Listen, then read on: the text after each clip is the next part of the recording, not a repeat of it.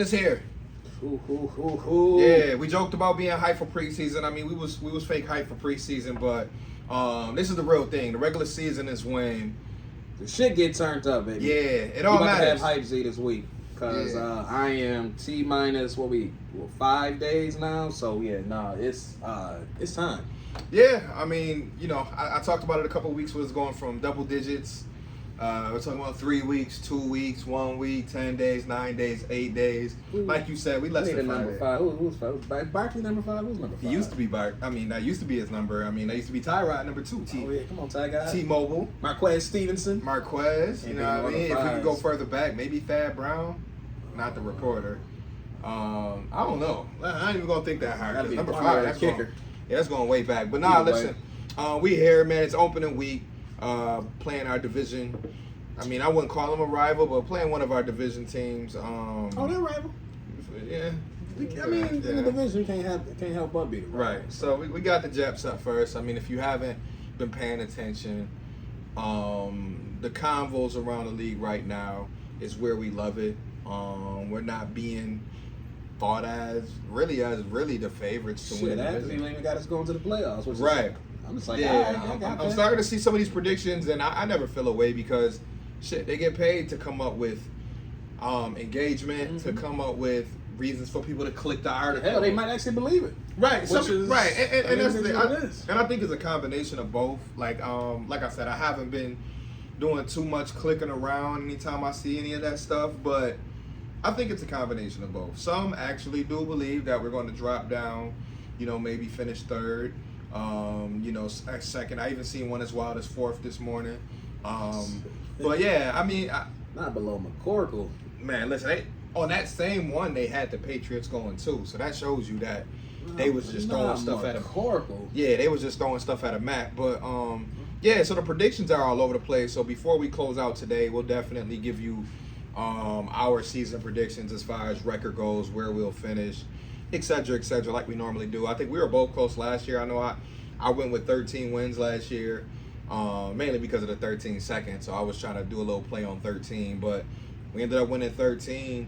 I know what happened with the Bills-Cincinnati game, so that might have been 14. It might have just kept us right at 13. But either way, we finished the regular season with 13 wins. You remember what you said last year? I want to say I said 14, but okay. It was around there.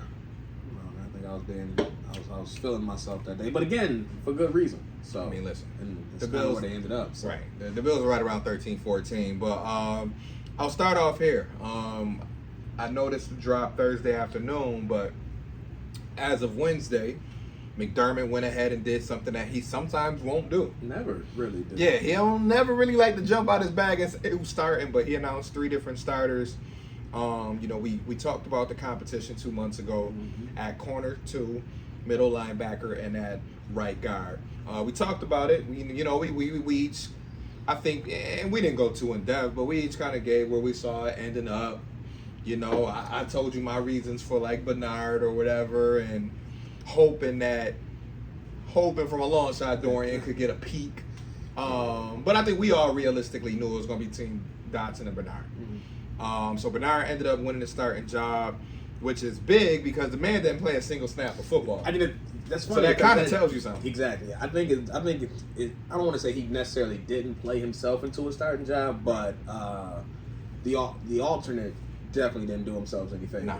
And then you cut the other guy too. Yeah. If Dodson would have played up to any type of standard, it would have been a shoo-in. Because again, they weren't able to see what Bernard was able to do. Right. But Dodson, he didn't take advantage of those reps. Nope. Again, he didn't look terrible. Nope. He just did not look up to the caliber that they need at that middle linebackers. The word is the standard. Yeah, and you look at, we talked about it the last 4 or 5 years. We had Tremaine Edmonds in the middle. And I think realistically what Sean McDermott would like is, hey, if I'm going to have a guy take over that role, I need something there. You know what I mean? And when I say I need something there, I just don't need a guy there. I need somebody who I can potentially move around. Give me something. Maybe a nose for the ball. Maybe a guy who can add to our blitzing schemes and things like that. And I think thing about Bernard that he will bring is that he can give you that that wild card element where, hey, you don't know. Yeah, he has the athleticism to drop and back. He showed in college. Right, in college he was very good at blitzing. So again, great defense. We don't see how that We'll played see. into the league. We'll because see. again, it's a different animal. And he had a small sample size last year, but he has more of the physical. He got more upside than Dotson. Yeah, Dotson is a NFL caliber player who can make any roster and just be there. Who's just going to be good there. If he has to come in, if he got to come in for a game or two, you can do much worse. But if you're counting on that level, if you have of a championship team, if you have a championship team, you will want more. You will want more. Can you get by? You could probably scheme around it. But as we said, for 16, 17 games, these coaches are too good to not be able to scheme something up. We got 53 over take there. advantage Number of that, 25 that middle. Now. Yeah, 24. Yeah, he changed his number to 25. Yeah, Dotson. Which was even more weird. Like, dude, that is terrible. Now you looking like Shady McCoy out there on special teams? Yeah, he wild for that. I saw that. Never seen no. This is college. Yeah, that was like 3-4 days ago. I saw it again today. Yeah. Look, okay, whatever. But what I also love about looking that, like the North Cersei. What I also like, that's going back. Cersei in the building. What I also like about that too, and let me pause this. My fault, y'all. And we owe a pause right here, and we'll get right back to the middle linebacker conversation. Rest in peace, Mike Williams. They've been waiting for more and more official news and information to come up about this guy. Just to make a long story short, this is a kid who grew up in Buffalo, New York, went to Riverside High School, went on to play D1 for Syracuse, set records there. Excelled in basketball, football. Basketball, football. Buffalo sports legend, man. Yeah, man. So if you played sports at that time, or if you was just around, he was watching it all. Right. From high school, like, and some people knew him before high school. I only met him and played against him in high school, but like, he was watching it for the other sideline, watching him dunk on everybody. Man, listen. Like, yo, Rap, don't put me in the game right now. Coach. Man, and I remember, and I'll just do a quick story, Mike Williams story, is we played Riverside at Hutch Tech when we were at Kensington my senior year. I believe I started that game, and I remember, we played the same position. I was playing a mixture of the 3 and the 2, and he was on the wing. There was another guy named Chico that he played with. Remember, Chico put up from half that game. Oh, you remember the game? Listen, them boys. Listen, they might have smacked us by like 30, 40 points. They both jump out the gym though, which is Mike crazy. And Chico, like that Riverside team was stupid. I think the point guard at the time might have been DJ. I want to say my guy DJ Young, but that was a team, and we were still a younger team. Like the seniors on my squad, me, Chaz, Cody, and maybe a couple others. Them boys are built like grown men though. Yeah, and that's the thing about Mike in high school. And we'll move forward. Not to be disrespectful, but the thing about Mike in high school was that he was already an elite playmaker in football and basketball. Like basketball wise, he would give you 26 and whatever. Like that was his average. He could have done more, but he was just on a loaded team. And then on the football field, he was out in limited action. Yeah, in limited action, he could get you 3 touchdowns in a game without sneezing. Easy. So he went on to go play at Syracuse, balled out there, of course. Even after falling out with Coach Marone, who ended up being here in Buffalo, which is another discussion for another day. Right. Got drafted in the 4th round, I believe, to Tampa Bay. Mm-hmm. At the time, set records there for most touchdowns by a rookie with 11 touchdowns in his first year.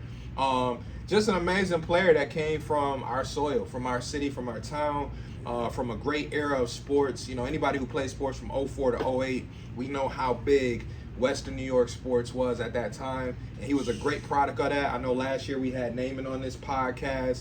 And Naaman will probably tell you himself, like, if you played against him, you knew, like, you was up for something. And I remember somebody brought up, too, the Buff State game of Riverside versus Falls. I didn't go to that Buff State game. Yeah, that was during the Section 6 journey. But they said that was one of the best high school games most people ever attended. You had Paul Harris, Johnny Flynn, Greg Gamble, all those guys, James Starks, and then you had the Riverside guys, like I just mentioned. They was loaded. Yeah, they had like six, 7 D1 players. 2 or 3 of them ended up going to the league. Yeah, wasn't even fair. Yeah. And then Riverside, like I said, with Mike on that team, DJ and Chico and all of those guys, like, what a time in Western New York. But like I said, they're saying he's dead at the age of 36. So like I said, we just want to say prayers to his family, prayers to the friends, all of the people that were very, very close to him. Like I said, I watched him, played against him, but I can't sit here and say that was like my homie or anything like that. But still, I was always happy to see his success, happy and rooting for him when he was in Tampa Bay, was happy when he came to the Bills that 1 year. And even though they did him dirty, I was happy to see him in a Bills uniform. But anything else you want to say? Yeah, man, it's just want to show respect to someone, who was able to make it out of town. So it's just nothing but love and respect and admiration for the man he was, the life he lived, and we just want to give our condolences to his family, his friends, and the town as a whole, because he definitely left an impact in this sports world. Sure, he gave something for kids to look up to, and like I said, I mean, it's especially when we were growing up, we didn't know too many people from Buffalo making it to that level. Like, you would always hear stories like, oh, this guy played and this guy played, but we like, all right, now we need proof. Right. Like, I ain't seen none of them play in real life. Right. Or on Madden or this and that. Like, I was legit in college watching Mike ball out in Tampa, and I'm like, yeah, him? Watch out. Yeah, I played against that dude. Like, he real. Same thing with Johnny, and of course naming a couple other guys. But again, man, we sending our love, our prayers, because a lot of times we kind of forget to unfortunately give people their flowers while they're here. I think a lot of people definitely respected him and had love for him, so we just want to send our condolences. But to the middle linebacker convo, like I said, we've discussed it month in, month out. I can pretty much say we're both pleased. I will add in, because I don't know if we got this news before we recorded last week with the Christian Kirksey. Did that happen after? No, that happened after. Okay. That happened after. Okay, so because you dropped it up, and I was like, I don't know how I feel about that. Yeah, so my take, just a quick take. Great insurance, number one. We obviously already know by now he's not going to be starting week one. But I like the fact that you had a veteran on there, even though he's a step slower than what he was 3-4 years ago. Because I remember somebody reminded me of some tweets I had from 3 years ago when I really, really wanted us to sign him when he was fresh from Cleveland. Mm-hmm. I was like, yo, I need that guy on my roster with Milano, with Edmonds. That would have been nice. It didn't work out. He chose to go to Green Bay. Later on went to Houston and played, I really feel like, 2 solid years in Houston. I know some Houston fans will tell you, oh, he fell off or this and that, which is cool. I don't expect a guy going in year 10, year 11 to be like he was when he first entered the league. That's just not realistic. But at the end of the day, I think it's still an upgrade over Dodson for sure. And AJ Klein. So, if Bush comes to sub and he needs to hop in, Because the thing is, he'll be okay. As we know, injuries happen. So whether it's performance related or injury related, you need a guy who you can be like, somebody gonna pull a hammy, somebody gonna sprain an ankle. It's gonna happen. Somebody gonna get sick. Right. Or somebody gonna get the wind knocked out for a play or two, and it's like, yo, Kurt. Yeah. You know what I mean? So he's a good, solid option to have that you can elevate. Because right now, looking at this roster and looking at the practice squad candidates that you got, you can pretty much lock in probably Isabella being elevated damn near as much as possible. Yeah, I think they got 3 games, and then they have to be pulled up. Then they got to be pulled up or whatever. So Isabella is one I see week 1.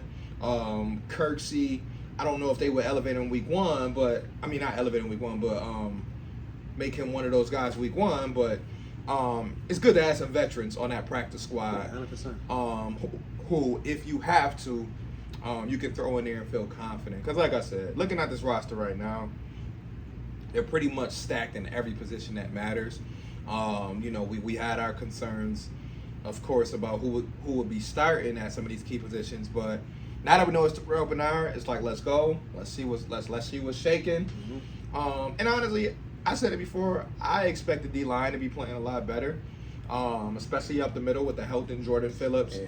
No matter who's back there, I just want them to be able to play a lot more clean than linebackers have been able to play. Because, again, the strength of our defense is up front.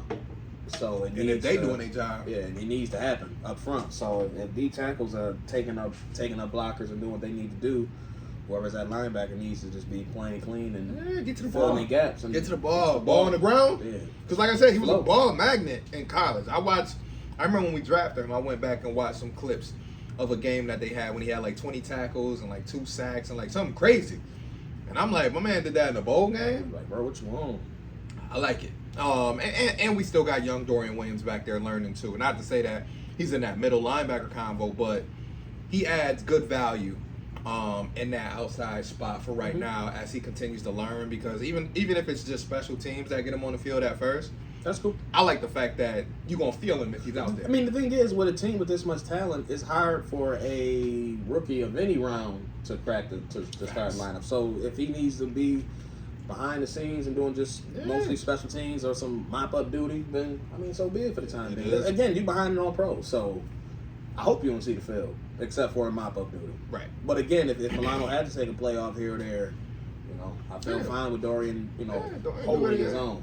I don't expect the same level of production. Do your 111th, as they always say, right? Just do your part. And then let's stay on defense, and then at the corner spot, Christian Benford. I watched it, and when he said I had to come with some replay, I'm like, wait, did you say Christian? It's the wild card. Oh, man. okay. But you know what? As we talked about, or whether we said it on here or not, as it was dwindling down, you kind of started to see a shift. It was a two-man race. It started to be a slight shift because Elam caught some steam for like a week. And then going into that last preseason game, you just kind of felt like Benford was getting that confidence. Especially when he got the start. Yeah, when he got that start and then played well in that start with the pass breakup, blah, blah, blah. And we got to remind folks, too, even though he played at Villanova, he was very good in college. I mean, I think they said he had 14 interceptions in his time there. Like, he's a good athlete. He's steady. Right. Just steady. Like, consistent. You know what you're going to get. He's good. Shown good hands so far. Shown good coverage skills. So it's just a matter of, like, how you going to hang with these ultra fast athletic guys? Because that's always been my concern at the second cornerback position for years now, is whether it's been Levi or whoever, is at least how do you deal with that speed that you're going to see from the Miamis, from the Kansas Cities? The one thing I will give Benford, I'll acknowledge one thing that I do like about him versus what we typically see from CB2s in our defense is that he's going to give you more from a physical standpoint than Dane Jackson and more from a physical standpoint than Levi Wallace. He's got a decent size. Now, Kyer Elam, I still arguably is the most I think he's athletically gifted corner that we have of that four. But if we're talking matching awareness, intellect with the physical and all of that, Benford is pretty much that guy. Like, Benford, low key, and this is kind of high praise, he's kind of like that guy you create when you're just creating somebody quickly for corner, and you're like, all right, 6'1", 210, boo, boo, boo, boo, awareness, zone coverage, man. Got it. He give you a little bit of everything, and I think that's why the defensive coaches, like, are sitting there like, I know what we should do, but... And he's used to this style of scheme. I mean, this is what he did in Villanova, so it's kind of like hand-picked for this scheme. So it's like, I know what I'm doing in this, so let me get accustomed to the terminology here, see how y'all do it, and let me hop right in. And my man Mark said something funny, but it's kind of real. He said, let's all just pretend like he was the one drafted in the first round. I was like, cool. Whatever, however you want to look at it, because obviously we know being over the last week and a half or 2 weeks, he got some slack on the draft situation. Oh, they traded Boogie. Oh, what happened with Cody Ford? Oh, look at this, look at that, Zach Moss. People just running through a list of, I mean, there was one super negative person on the radio the other day. I just was like, oh my gosh, I'm surprised they didn't hang up. Dude was going in. But, like, in totality, look at the roster, man. Like, yeah, we got a handful of free agents in there, but a lot of this is draft capital that are performing on a championship level team. Whether it's Josh Allen, whether it's Matt Milano, Terrence Johnson, Tre'Davious White, I mean, Greg Rousseau, like, they not all come into my head, but it's like, you can pick apart it because you can. Yeah. But Christian Benford, okay, he's about to be CB2. He was a draft pick. What, because he wasn't the first one, we should be upset? Like, no. It's all... So did we hit or did we not hit? And right now, you drafted two corners, one hit. Slam dunk. Same thing with the defensive end room. All right, boom. If you feel like we didn't hit on Basham or it wasn't enough room, you still got Epinesa who can get you 6-7 sacks. And you got Greg Rousseau who who can start and perform at a high level on any team he wants in the league. The fact that Boogie didn't have room should be a testament to the amount of talent in the room. Right. It's not like we traded him just because he's trash, because he's not. It's the fact that he didn't outplay another second-round pick. He didn't outplay a former first-round pick. He didn't outperform another former first-round pick, Leonard Floyd and Von Miller. Like, you want to be mad at that? Nah, I'm good. It's like, Boogie, man, I want you to thrive, just like Isaiah Hodgins. It's like, I get it. Like, you want all your players to be there, but it's like, where is he fitting in this? Right. Case? Like I said, Isaiah Hodgins was a prime example of, and he wasn't a second-round pick, but he was a day 3 pick who, at the time, we're like, yeah, we could use another outside. But he always stuck behind other players. He wearing a jumpsuit, and he's sitting there like, bro. And he was hurt his first couple years, and they stuck with him, and because he had opportunities before then, it would have, but he was hurt. And dude was like, "Oh, bro, what you want me to do?" And they said, "Shit, all right." The Giants said they went on the Giants. He gonna thrive. Well, he did thrive, and now he's like their top 3 or 4 receiver. And I like what the Giants is doing. And I'm gonna do a quick scope around the league before we sign off. But like, I like what the Giants is doing. I mean, they got guys at every position. Boogie's just gonna add to that defensive room, and we'll see what happens. So CB2 was announced, middle linebacker was announced, and then obviously, I guess the most lock of all locks that we already knew. This was a formality at this point. Yeah. I mean, he started all 3 preseason games, been getting the majority of the first team reps throughout training camp. Right. So it's kind of like, all right, let's just wait for it to be officially announced. But it kind of seemed like this has been trending in this direction for a while. So now it's locked in. Bates is one hell of a 6-man. Yeah, he 6-man of the year. Play pretty much every position back there. So whoever goes down, I'm cool with it. Rick gonna hop in, and we got good. Yeah, and you got the tackle that we signed last week, who could give you another swing tackle option or another veteran option. Gotcha. And it's just like Coach McDermott said today. It's not that Ryan Bates didn't play good. It's just that Torrance came in and took care of business. He did what he was supposed to do. Right. You draft a guy like that who had a first-round grade. Mm-hmm. And you mess around and you get him in the second round, and he ends up being what you saw on tape, which at Florida he was a big specimen who could hold his own, and he showed quickly in 2 preseason games. Oh, he can hold his own against. He moving body. Oh, you're right. Yeah, he's not just. They can't. They can't even. Because we used to My man pushing people 6 yards off the ball. Because unfortunately, last 3-4 years we done seen our guards. Been a revolving you know what door. I mean? They look like they was hitting a nay-nay.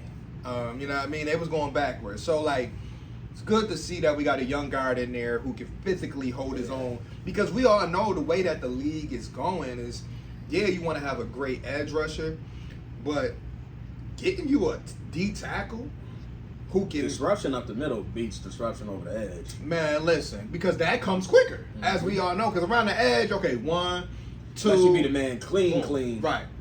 But if you make a clean win up the middle, if you got an Aaron Donald, Quentin Williams, Christian Williams, Chris Jones, there's a list of 5 or 6 where like if they get in that phase quick and early, now your quarterback, it's a wrap. Got to do something, and we all know Josh can move on the fly, not every time. But why? Yeah, he shouldn't have to. And I think it got to a point last year, especially when he was hurt, where 80% of the time he was running out the pocket, and it was quick. I mean, the people that was getting beat last year was getting beat quick. And unfortunately, how you losing a half a second?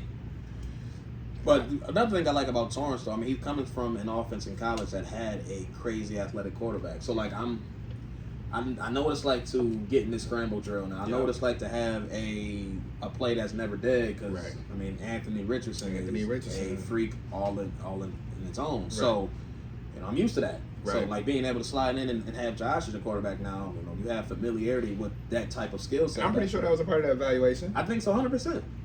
100%, because Richardson I think he's gonna be a beast. Yeah, and just to switch to fantasy, I was thinking about picking up on my QB too, though. I have him in one of my leagues. Ooh, I was tempted. It was between him and Russ Wilson, and I went Russ. I don't know if I'm But anyways, it was. We'll see. This fantasy stuff it can go either way.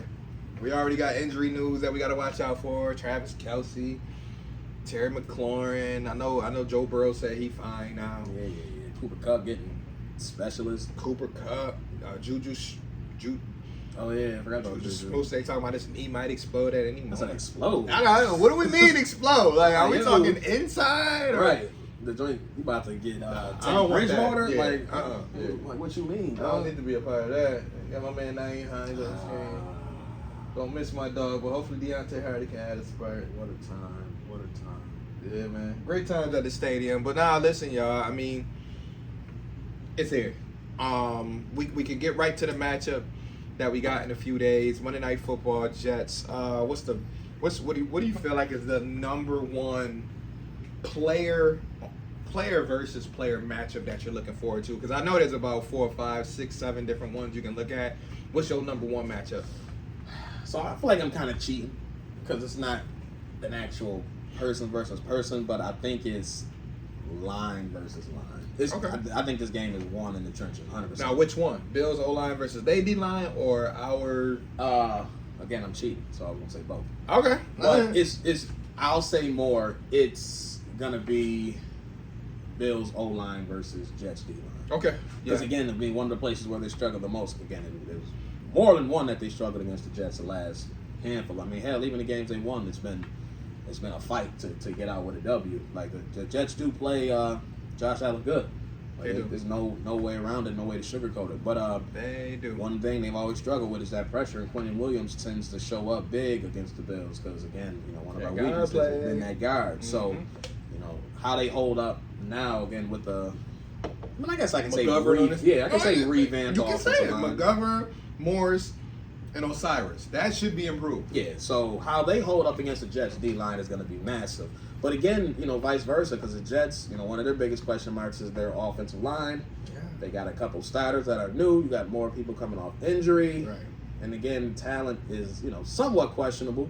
But it's, how do they hold up as well? Because Aaron Rodgers is well in his 40s, and he does not move the same way he used to. Right. So again, if that whole line is not holding up their end of the bargain, it's going to be tough to get the ball to your superstar, your playmaker, your Garrett Wilson. So, I think this game is won and lost in the trenches, for sure. Yeah.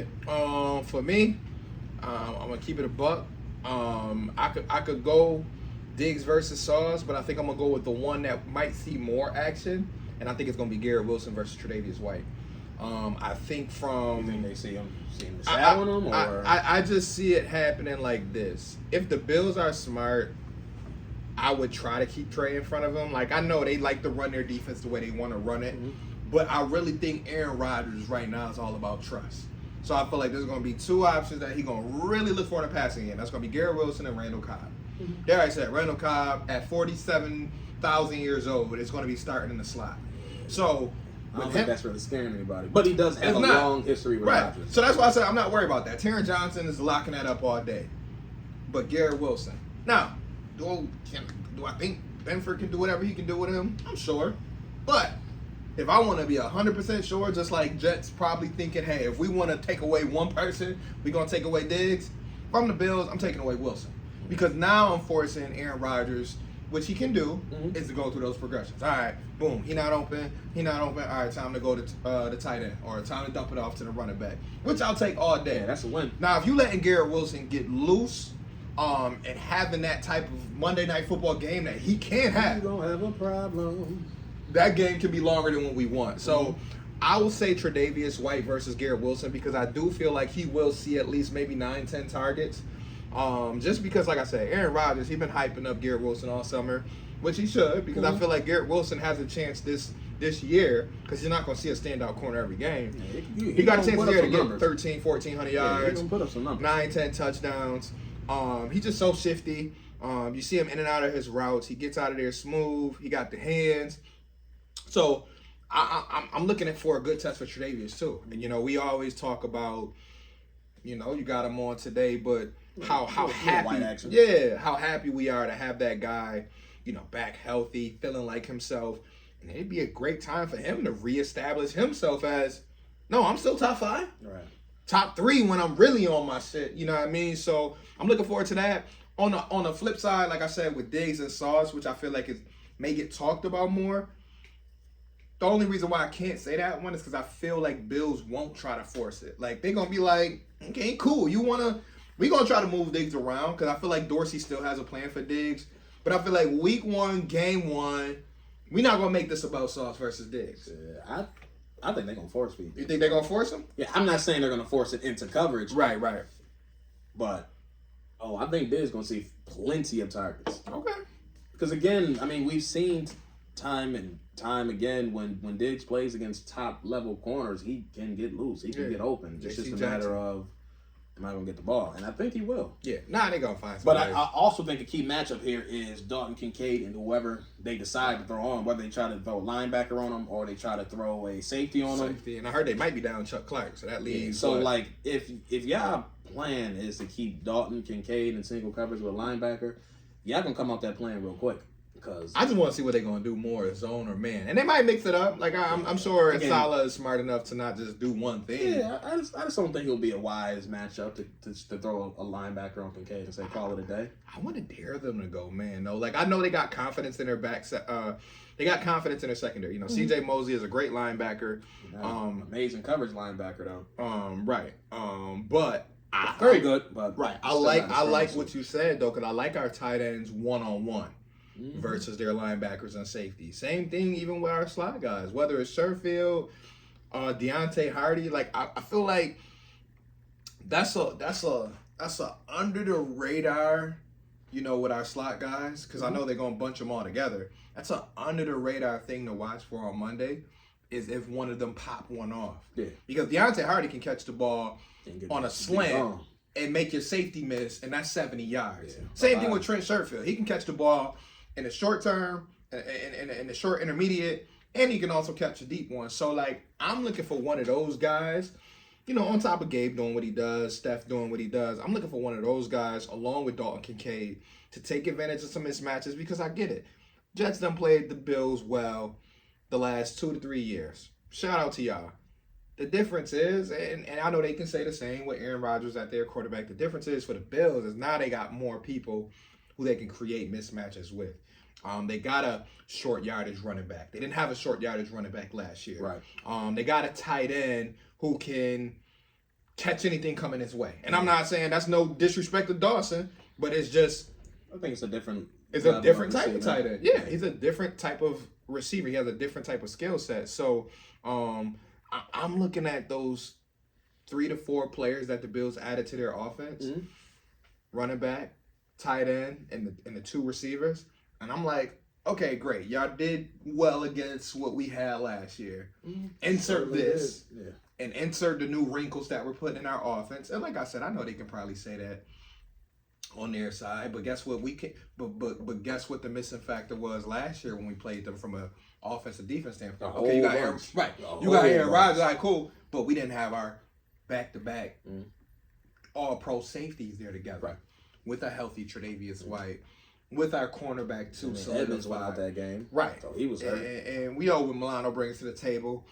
We didn't have Leonard Floyd on the team, so now Leonard Floyd and Greg Rousseau get the chance to start together for their first time in a regular season, next to DeQuan, next to Ed Oliver, adding the rotational guys like Jordan Phillips and Tim Settle and Poona Ford and AJ Epinesa and fucking, who am I missing? Shaq. It's gonna be fun. Like I said, you can't ask for, like, I wish opening night had a better game, because I know Detroit and Kansas City are gonna do whatever. But I mean, talk about Bills Jets. I know there's gonna be a couple other games, but that got to be the game of the weekend. I was looking at the schedule for the week, and I think this is definitely the best game. What? That's there for sure. Like literally any matchup that you're looking for. That's why I said you could really just. I wish it wasn't Monday night. Like, can this be Sunday night? Like, no, I got to get through a whole Sunday, and then the Monday is gonna be the killer. Yeah, because I got to work. Because at least Sunday I got games to get me through. Like, Mondays is going to be like, come on. Motherfuckers going to be at work like 2 o'clock, 3 o'clock. It's in their pacing. All right, shit, I'm out. Yeah. You know what I mean? That's going to be a tough one. Because I know me and my guy, we're going to probably have a couple meetings. So it's 3:34 hit around. Yeah, I'm about to be like, yeah. It's about to be y'all sure y'all good? All right. Computers. Like, I'm going to be, like, that's going to be one of those days. And I always do this anytime Bills play on a day, not Sunday. I always try to get in a little extra early. So now I got to get my work. Oh, yeah. We're going to lock in the first 4 hours. We locking in. 12 o'clock, what have we done? Because after 12. Mentally, I'm not there. Again, I'm you already know. And I know I'm still on train mode with the new job, but That's gonna be one of those situations where it's like, man, listen. Yeah, I'm gonna have to make more. I'm gonna have to make Monday I'm morning. telling y'all right now. I'm trying to put a bunch of showings to make my day go by. Uh-oh. What happened? Oh, I thought you was down. Nah, I was just trying to make sure my mic was good, but I think I'm good right now. But anyways, so a lot to look forward to with that. And the thing about this week is crazy, but the Bills coming off a 13-3 record. Right. You know, being towards the top of the AFC the last 3-4 years now. I think Jets have all the pressure. They do. I feel like there's no pressure on the Bills at all. Because again, really. You got Aaron Rodgers, would naturally bring some stuff. Right. In the darlings of the league, everybody's saying the Jets. Jets. Monday night at home, going against the Bills. You want to make your claim that this is now your division, yada, yada, yada, yada, yada, yada. Right. All the pressure's on the Jets. So, like, this your first time with these spotlights as bright as they are. How you going to handle it?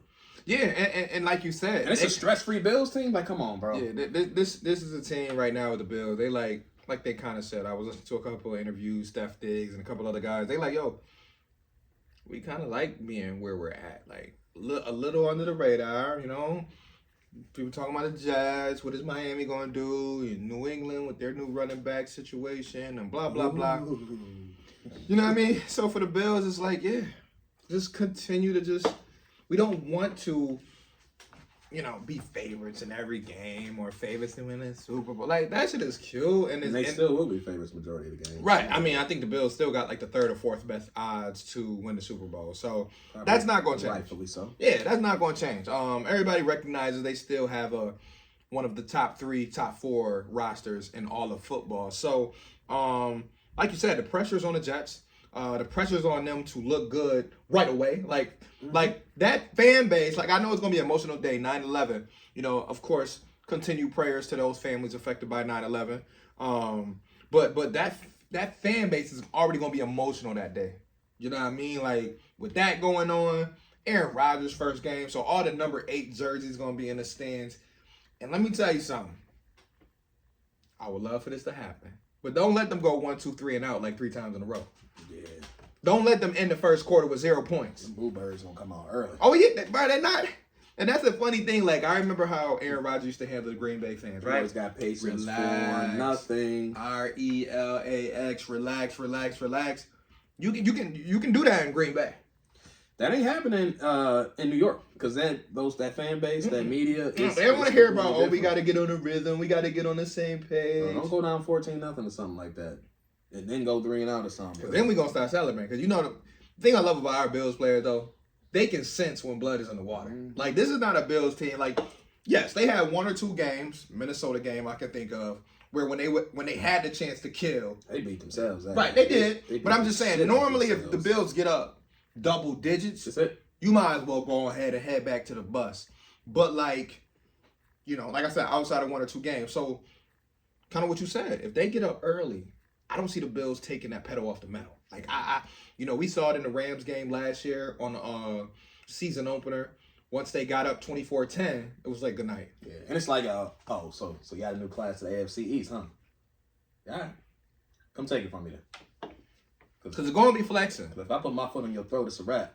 It's going to be flexing. And once we pin the ears back, and once I find out your offensive line really shaky like what they were saying, now it's time to. The thing is, the Bills going to have to withstand that first punch. Because like you said, Jets going to come out. It's going to be emotion. Yeah, it's going to be a lot of energy. They're going to come out ready to roll. They're going to show the world that they're here, they're good. So they're going to come out with their best foot forward. So the Bills going to have to withstand that early pressure, that early energy. Yeah, if they withstand that best punch early and they tie or in the lead and Jets, you know, put their best foot forward and you know, still not getting it, then okay, you might have a problem on your hands.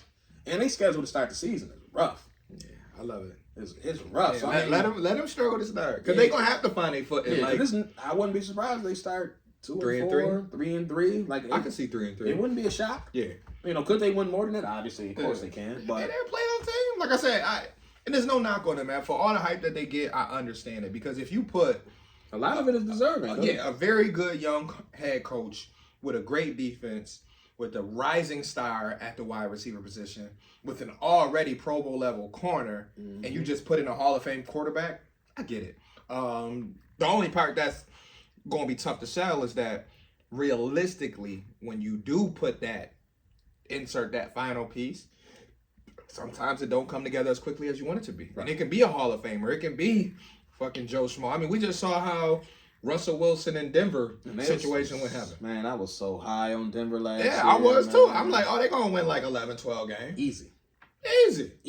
Them boys, receiving core they got and throwing them boys with Nathaniel Hackett, by the way. Defense, I said, man, watch out, world. Yeah. Denver might push Kansas City for that division. Them boys. Womp, womp. Them boys with Nathaniel Hackett, who's now with the Jets. The fact that he was able to parlay his way into a coordinator job after doing that bad of a job as the Rodgers effect of a coach is kind of crazy to me. But nonetheless, we move. Good for him. All right. So before we go on predictions for the season, let's do our prediction for the game. What's your score, man? What you got? Big dub. Big dub. I'm going. Man, I don't think this will be a runaway by any stretch. No. Like I expect it to be a moderately scoring affair. But my guess is 27-17. I like it. Yeah, I'm thinking probably a late field goal. Pushes it to 10 points, get a little bit out of reach, and I like it. All right, so I'm going around your lane, and we can discuss how whatever. 24-16 for me. I do see them being able to get up and down the field maybe early, the Jets. And like I said, they could lay an egg the first quarter. And then maybe by halftime they're able to put together 10 points.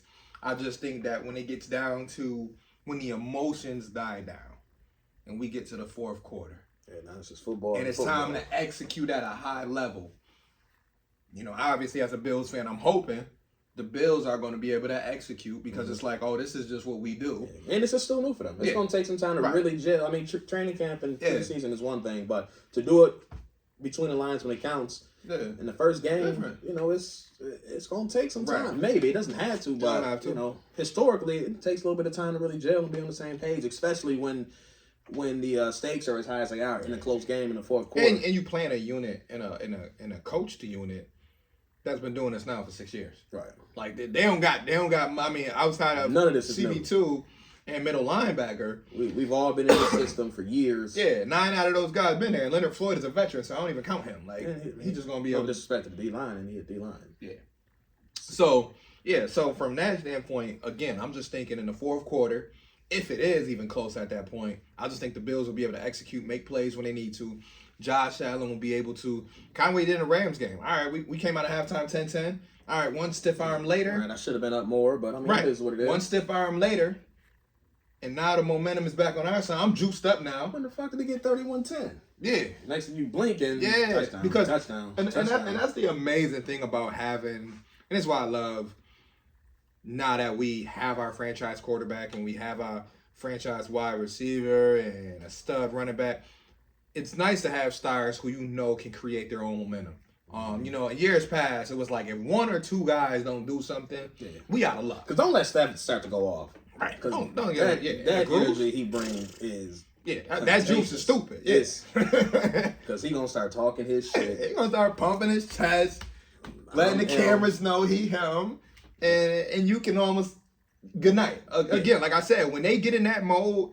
When Josh is rolling, when Steph is rolling. Them boys clicking. Any team going to have their hands. Right. If Matt Milano on the defensive side, if he's smacking guys around. Too. Because he does it on the quiet end, but his play is what brings the juice. It's like if he gets a couple of those, it's like, ooh. Matt got another one. Yeah. Jordan Poyer. You know what I mean? And hopefully Micah's healthy. And like I said, still to be seen, but we may get that playful side of Tre'Davious White. You know what I mean? Celebrating at the play, bouncing around, smiling. Shaq Lawson off the bench, bringing juice. Jordan Phillips bringing juice. Energy guys. And then Leonard Floyd's first game as a Bill. Like it's that's why I said this game really has a little bit of everything. But again, it's a lot going on. 24-16. I think that is score-wise. I think that's the way to fall. I mean, granted, both defenses are very good, but week one, I wouldn't be surprised if offenses put up a little bit of points. Yeah. And again, and with defenses this good, I think 27 points or 17 points or 24 points. That's around there. I think that's right a lot in of that points. range. Yeah. You know, I don't see anybody really scoring 30, 35, 38. It's maybe a hard pick to see. six or something like that happens. I mean, I think you need special teams or defensive touchdowns to hit that. Just because I think both of these defenses are very, very, very They solid. will both end up finishing top 5. Yeah. If not top 3. I wouldn't be surprised if that happened. So I don't expect crazy numbers, but I expect somebody to crack 24, 25, 26, somewhere in that range. Two future Hall of Fame quarterbacks. Like, and I can say that with my chest. Like, it feels good to say it. But yeah, 2 future Hall of Fame quarterbacks. Somebody gonna score some points. Yeah, I mean, you got 3 touchdowns. Right. Yeah, so I think that's where they're gonna go for week 1. And again, it's a big stage, and I mean, Bill showed last year that the stage ain't too big. And that was a bigger stage. Right, and that's why we talked about it a lot last season. That's the thing that's what I do. Yeah, that's the thing that don't get me too scared. Like, I remember, and we've talked about this a ton too, in years past, if it was a big game, us as fans used to get nervous. But on prime time, we don't play that well. We'll find a way to lose. Yeah. But with Josh and this crew, Steph like Diggs, Poyer, Micah Hyde. Oh, it's prime time? Yeah. Oh, bet. I'll say less. Yeah. I got a diving interception for you. Oh, I got a what's the name for you? Oh, the whole world picking the Jets? Yeah. Huh, okay. Remember home opener last year, Vrabel and the Tennessee Titans. They come into town and Ryan Tannehill. What did we do? We laid them up. That boy should have got right back on the bus. By the third quarter, we would sit back in their seat like, what time we head to the parking lot? What time we heading to the parking lot? Because this game is over. So, man, Lamar, which I got a lot of respect for what Baltimore got going on too. But one bold prediction from a stat standpoint. Which player from this game? From this game, bold stat prediction. Smooth operator. I would say James Cook. James Cook. What we got? Yeah, I'm going over 125 all-purpose yards. All-purpose. I like it. 125 all-purpose. 125 all-purpose. Again, I see. I don't want to say. I see the Bills playing conservatively, but I don't see Josh Allen forcing the ball into coverage when it's not there. Right. So I expect Cook to be getting some dump off, some screens, because they were running a lot of screens in training camp and preseason. So I expect them to try to hit a couple of those. So all it takes is 1 or 2 little hits for 25, 30, and you're already halfway there. So I expect them to be able to get some yards on the ground and be able to get a couple passes and get them up to that 125 number. It's a tough one. This is a tough one. All right, I'm going to go 2 because I'm going to try to keep it. I said the word bold. So me saying regular would have been Gabe Davis getting 1 or 2 touchdowns. That's a normal prediction. So you got 3 Quentin Morris touchdowns? Nah. So I got 1. I got a Terrell Bernard sack. Hey, come on, coming on a linebacker blitz. Probably early, first half. Get the juices going. Oh, you ain't see this coming. Whoop, whoop. Who's 43? Who's this guy? Who got him? So I got a Terrell Bernard sack and I got a Dalton Kincaid touchdown. And to be more specific, to make it bolder, 4th quarter. Ooh, money time touchdown. I got a money time Dalton Kincaid touchdown, and I got a first half sack from Terrell Bernard. So, like I said, that's my way of going out on a limb because it's easy to say, oh, Davis gonna go over 100 yards. Diggs gonna have more than 8 catches. That sounds like your parlay. You're right. You know what I mean? Like, that's an easy parlay. Shout out to parlay season. But I mean, I think the if you want to call them newcomers, whatever you want to call them, they will be looked for to make an impact. And I think that it's on them to seize the moment. Some of those guys never started on Monday Night Football. Terrell Bernard, I know he got some action last year, but he never started on primetime, from what I remember. Dalton Kincaid, hey, this is your first rookie game. Why not in the 4th quarter when they all squeezing and focused on Diggs and focused on Davis? Hey, why not shake that linebacker? Action route. Yeah, 25-yard touchdown. Yeah, let's put this game on. Let's hang it up, baby. Put that game on ice. Yeah, so that's what I'm looking forward to. Like I said, such an exciting game that we could talk about this game for 2 hours. Easy. But we got to move on. Ultimately, around the league, before we do our Bills season predictions, because I'm telling you right now, I'm keeping it at a smooth 13 again. I'm right at 12-13. I can't decide. You got one that you rolling with? I'm in the same range.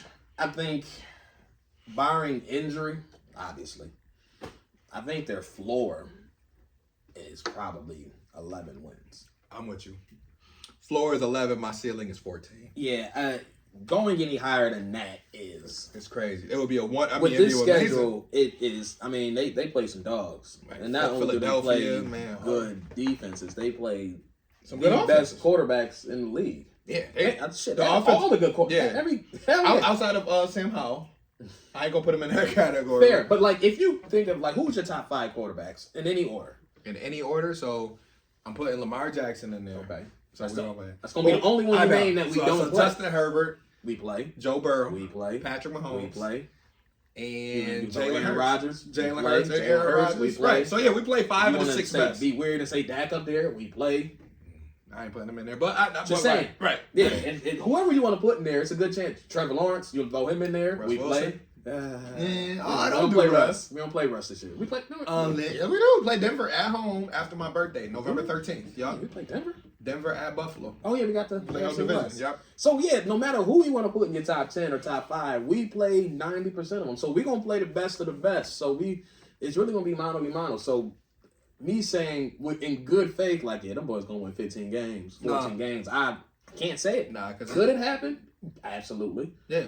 But could they lose a lot of those games? Yeah, that's what I say. Yeah, I think 11 to 13 is the most realistic. Yeah, but I can't see them boys going like 10-7, 9-8. Like barring injury, it's hard to say. And they got solid depth at most of their positions. Because a lot of the times, at the end of the day, it comes down who quarterback is better. Yeah. And at the end of the day, you comparing Mahomes and Allen, Mahomes and Herbert, Mahomes and Howell, Mahomes and whoever. Right.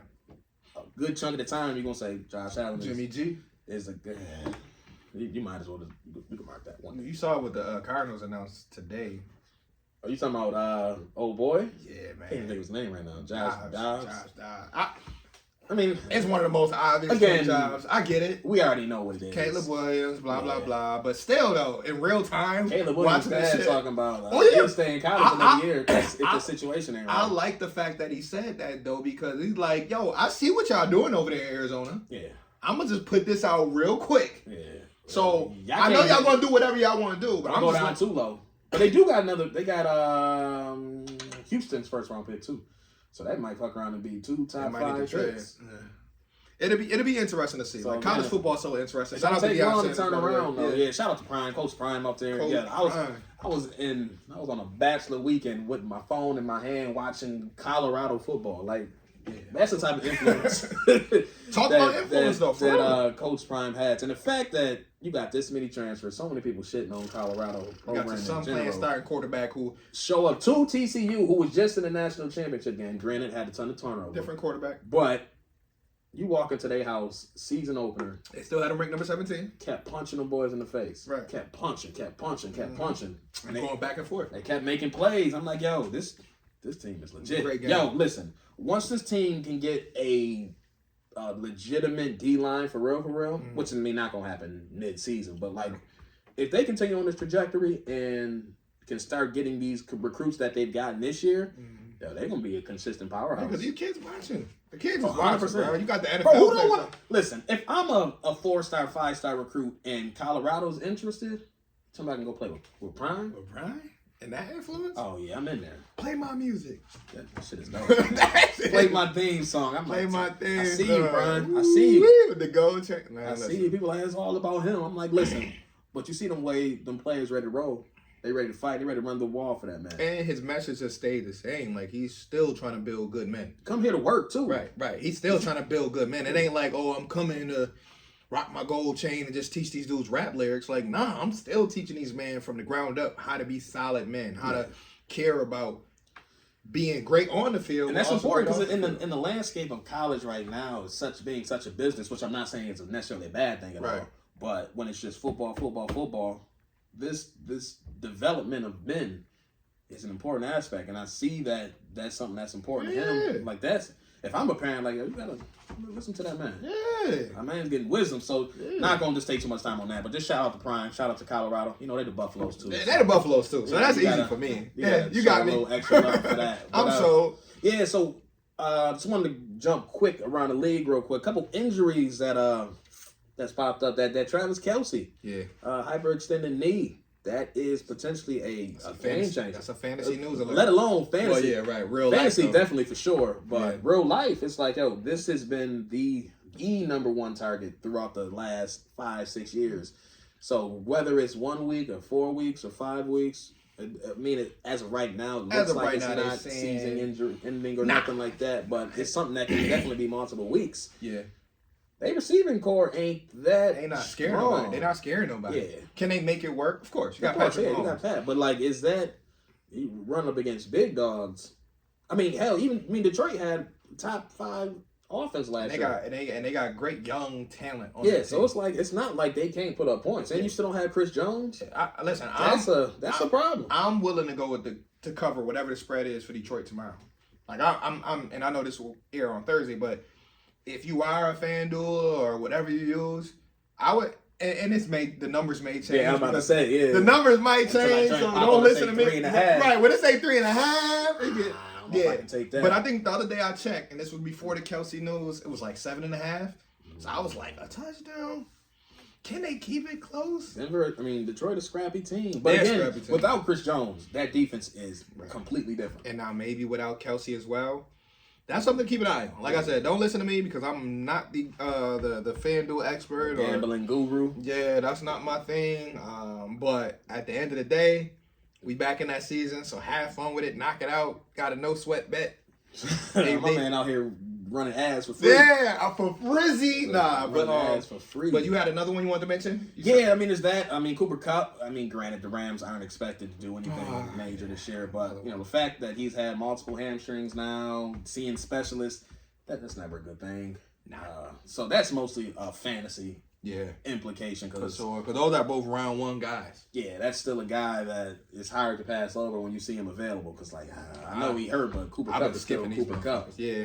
So there's that, and Juju Smith, Terry McLaurin. Yeah, it's a couple people that's nursing some injuries right now. Yeah. So and just on the Bills related, I know they said Micah popped up with a back injury that is day to day, but hey, I just saw him from the last clip I saw. He was out there practicing today, so it might just be something that they want to keep an eye on.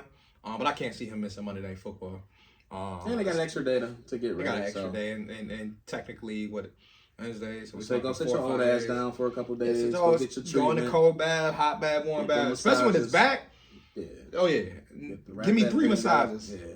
Give me 3 massages. Yeah, give me all that treatment. Out. Give me all that. Yeah, all that shit, because I need to be able to move around. Because Micah Hyde, as we know, is one of the most athletic safeties in the entire NFL. So we need him to obviously be able to feel like himself. Because if not, people's already mumbling like, "Oh, does that mean Damar Hamlin gonna start?"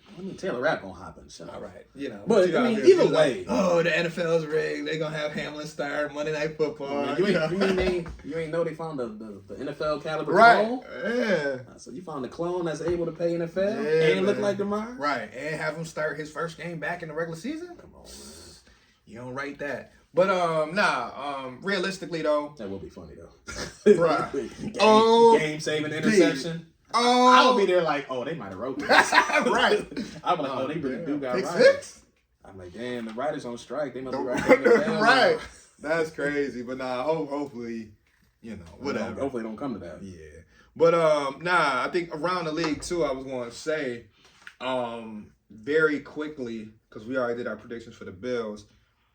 And if you had to hammer me down to an actual number, I would say, I'll probably go with you and say 13-4, but that's whack. I can't go the same as you. Yeah. So I would have to. I don't even want to say 13 because I said 13 last year. So yeah, I would have to say I'm gonna go on the other side and do 14-3 just to lock in something. Yeah, I'm gonna stick with that 13 because, like I said, I like 13. I'm at 12 and 13. I'm really at 12.5. Yeah. Realistically, I think it's probably 12 or 13. It really is. But I'm going to be on the optimistic side and go with the, I love it. With the 14. Okay, let's do it. But if I had to bet money, it'd probably be 12. Now, you know what we did last year? We always picked one upset. So I'm going to have you pull up on your phone. Yeah, we're right. We got to get back into the, I know we're 59 minutes in. Yeah, man. It's been a long time. Yeah, I ain't have to pull up a... Sheesh. Schedule. It's been 8-9 months. Let me see my upset. Okay, so as of right now, I see 4.5 for the spread for Detroit and Kansas City. Ooh, that's tough. I don't even know if I want to touch that no more. Come on, man. You already said it with your 4? chest already. Nah, that's one. That's a late touchdown to Mahomes to fucking Justin Ross or whoever they got. There's a lot of tight spreads here. Upset special. Whew. What's the biggest spread of the day? We got a minus 10 on Houston, Baltimore. Yeah, definitely taking that. I see a potential one from the side. I ain't gonna hold you. I'm looking at that. Matter of fact, I see 2. I'm gonna go with one that I'm seeing from afar. Is that Pittsburgh at home? Yeah. I'm gonna go with Pittsburgh over San Francisco. Come on, man. You was taking my one I was about to take. You was about to do that? Hey, we can you got it. You got it. Yeah, I was looking at that Cleveland. San Francisco 2 I was looking at that Cleveland 2-point favorites on the road against Pittsburgh. Yeah, so I'm gonna go with that one. I mean, that's a close one. You could argue that is a toss-up, but I think that if you had to say who was finishing where, most people don't have Pittsburgh squeaking in the playoffs, but people do have San Francisco dominating. But I'm not sold on Brock Purdy yet. That's why I got them. Again, San Francisco might have the most talent top to bottom. Yeah, they'll win 10, 11 games. Easy. In their sleep. Yeah. And NFC West is not strong. It's not at all. And that's why they're going to probably win. Yeah, you got Rams in there. The only real competition is Cardinals. Seattle. That's a guaranteed 2. Yeah, it's going to be them in Seattle. Yeah. And that's it. So, I mean, you walking out of here with 5 5-1. 5 division wins. So, like, San Francisco going to be up there with ease. But I think week 1, the way Mike Tomlin got those boys balling and believing. And I mean, I think Kenny Pickett going to put up some numbers. He is. I think he's going to put up some numbers. Sure. I think they're going to be smarter with Najee Harris this year. I hope they finally use Deontay Johnson like the talent he is, man. Yeah. He's one of my favorite receivers in the league. He's just never putting it together. So that's what I'm gonna roll with. I'm gonna go Pittsburgh over 49ers. All right, so I'm going, which is not much of an upset, but I'm going Cleveland over Cincy. Yep. Cincy are 2.5-point favorites at Cleveland, but Joe missed some time. He missed some practice. Yeah, and I hate to say it, but I like Deshaun Watson. Not as a human. Hey, yo, I know. As a between the lines football player, right? I think they had the potential to be. Really good. I mean, it really falls on his shoulders. Like if he falls on his shoulders. That's funny. For real, it's really about him this year. So if he plays close to the level, where he was at 2, 3, 4, 5 years ago, I'm gonna go that far. A couple years ago. Yeah, I think it was like 3 years ago. Not last year. He missed a year before. Yeah, he missed 3 years. So about 3 years ago. So if we get 2020 Watson, this team is definitely gonna at the worst win 9 games. At the very best, they can win about 12. If you told me that Cleveland won the division, I wouldn't be shocked. Yeah, especially with him. Yeah, because this is probably top to bottom the best division in the league. Yes, right next to ours. And New England is the only thing that's puts us probably behind. Because again, I mean, you saying Pittsburgh is the worst, right? And I don't think Pittsburgh's bad at all, right? So most people got Cleveland at the 4. So, either way, whatever one you want to put there, so that's the worst that you got to offer. Right? Yeah, no, your division is loaded. Yeah. I think Baltimore can easily win it. Cincy can easily win it. Yeah. I think Cleveland could win it. Yeah. If you told me Pittsburgh, they're gonna beat each other up. I wouldn't. Yeah. I wouldn't bat an eye. The thing I love about that division though is that the winner is probably only winning 11 games, which makes it better for us. Yeah, they're gonna fuck these. Yeah, they're gonna. It's gonna be bloody. It's gonna be 3-3. Everybody gonna finish like 3-3. If you told me Jacksonville ended up with the 1 seed, I wouldn't be surprised either. Because they got the cake. They got the cake. Their division is trash. Yeah, they can come into those games wearing shorts. And they got NFC West. Yeah. Or NFC South. South or West. Either one. Both of those divisions bad. What you got? The I want to say NFC South Carolina. Yeah. So stop it. That's what I wish. Yeah, I wish. We got the NFC East. We got Dallas, Philly, Giants. Yeah, and then and then Washington. They're gonna fight. Yeah, and then, the West on the AFC. Yeah. So if Jacksonville walk out with 12 wins, 13 wins, I feel like I'm not surprised. Yeah, when they come to the playoffs, though, they're gonna be some dogs. It's gonna be real. But let me see if I got a lock for the week. I mean, it got to be the Baltimore over Houston. Like, I mean, that's kind of a given. That's easy this week. And what else we got? That's definitely my lock for the week. Which I think is a bit of a layup. I mean, if I was in a survival pool, I'm definitely picking Baltimore. Right. I think my lock would be, and this one is pretty much easy to decipher with too, is Minnesota over Tampa. Minnesota's at home. I think Minnesota has a chance to, if they won it, they can claim that division by week 12. Yeah, I think the only it's hard. I have no idea what Jordan Love gonna do. Right. So I mean, I think Green Bay is the ultimate wild card. Yeah. I think Chicago's gonna be better. They're gonna be better. Should be better. They should win 8-9 games. Do I think they're gonna challenge for the division? Not unless Minnesota stumbles. Yeah. But Green Bay, I have no idea what the hell to expect. Detroit. I mean, I think Detroit has the potential, but because they were right there last year. We're going to find out this week, I feel like. And you can't go too much off week 1, but the way they attack Kansas City and their will offense, tell me what I need to know. Their offense was really, really good last year. And they got explosive young players. Their defense was terrible. And that's but it's hard because, I mean, historically, Detroit has not been good at all. So for me to say here, like, Detroit going to win it don't even sound right. Yeah. But can they do it? It can happen because Minnesota is... That division is up for grabs.